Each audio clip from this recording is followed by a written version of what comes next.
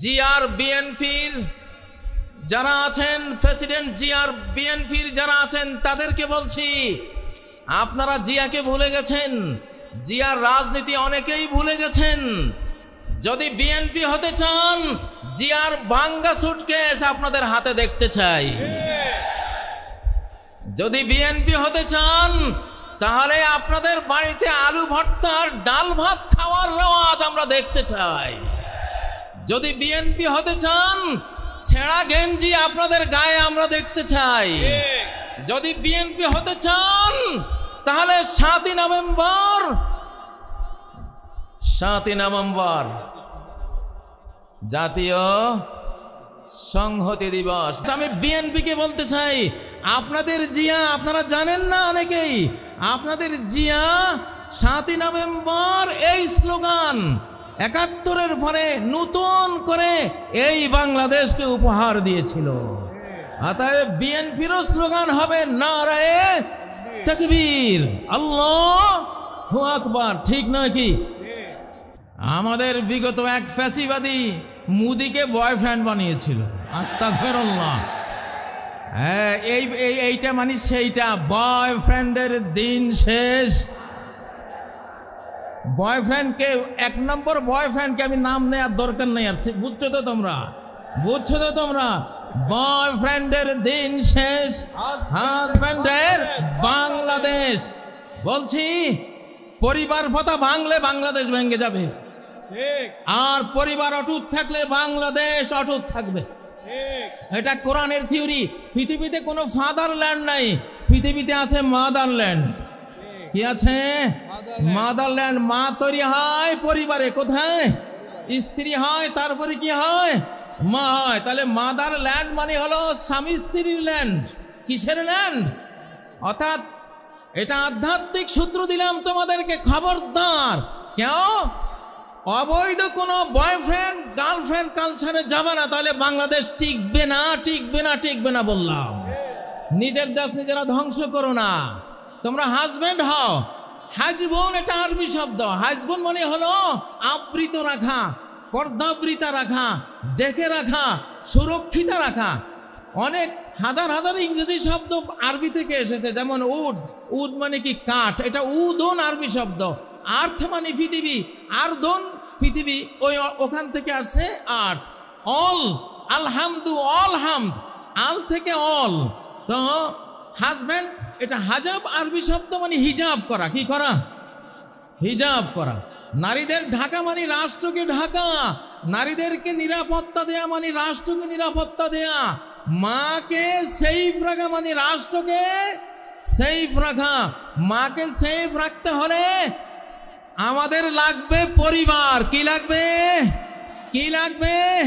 পরিবার। আল্লাহকে সাক্ষী রেখে খতিব সাহেবকে ডেকে এনে মেয়ের পিতা, ছেলের পিতা, অ্যারেঞ্জড ম্যারেজের মাধ্যমে আমরা পরিবার গড়ব আর বাংলাদেশকে রক্ষা করব। এই জন্য আবার দিচ্ছি, বয়ফ্রেন্ডের দিন শেষ, হাজব্যান্ডের বাংলাদেশ। আরেকটা স্লোগানের সাথে, দাস দাসীর দিন শেষ, স্বাধীন চেতার বাংলাদেশ। দাস দাসীর দিন শেষ, স্বাধীন চেতার বাংলাদেশ। নত জানুর দিন শেষ, বীর বিদ্রোহীর বাংলাদেশ। আমাদের আগের সরকারগুলি ছিল খালি জি হুজুর, জি হুজুর। ভারত থেকে কেউ আসলে জি হুজুর করছে, ঠিক না? আমরা কি এখনো চাই আমাদের সরকারের কেউ এই ভারতের সামনে জি হুজুর করুক? চান?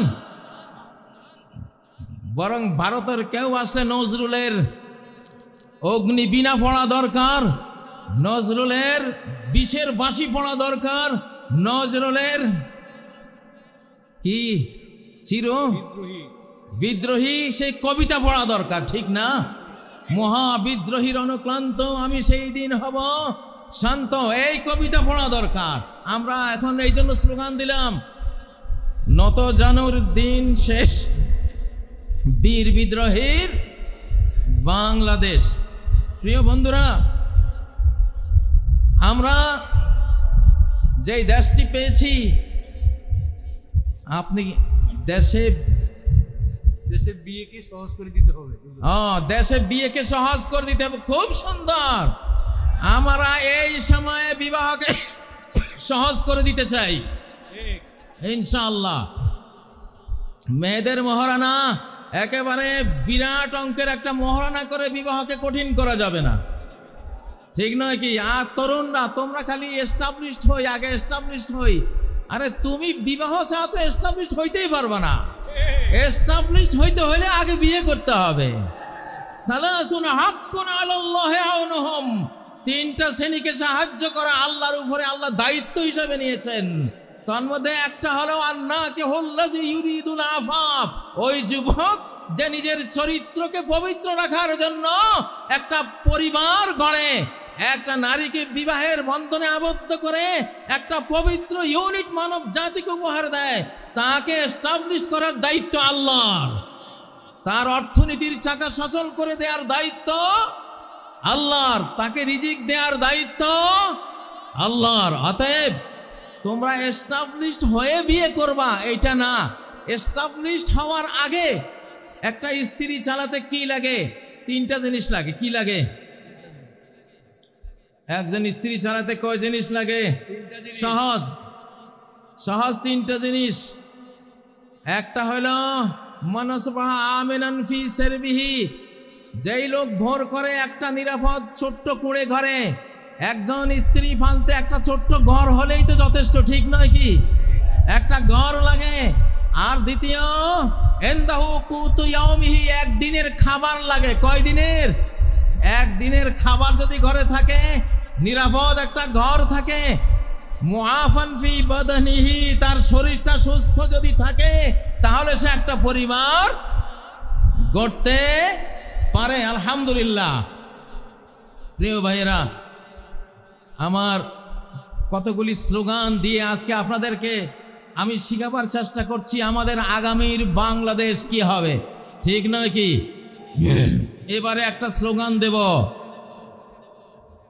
এই স্লোগানটা হলো চোর বাটপারের দিন শেষ। চোর বাটপারের দিন শেষ, আলিম ওলামার বাংলাদেশ, অলি আউলিয়ার বাংলাদেশ। এরপরে কি আরো দুই একটা মিলান। চোর বাটপারের দিন শেষ, যুবকদের বাংলাদেশ।